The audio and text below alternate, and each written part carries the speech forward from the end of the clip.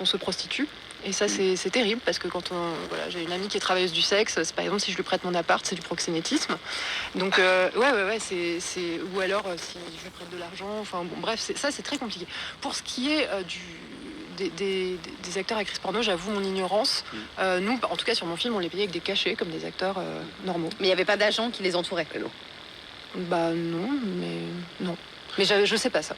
Dernière question pour les auditeurs qui nous écoutent. Pour nous, les consommateurs de X, qu'est-ce que vous avez envie de passer comme message pour les inciter à regarder du porno éthique?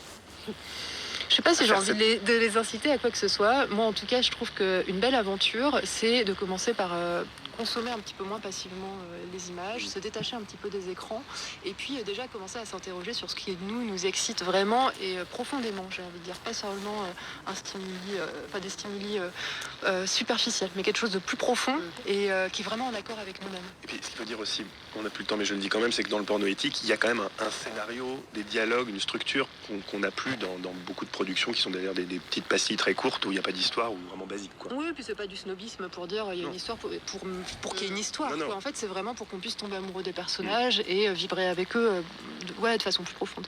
Vous écoutez France Inter, il est 16h46.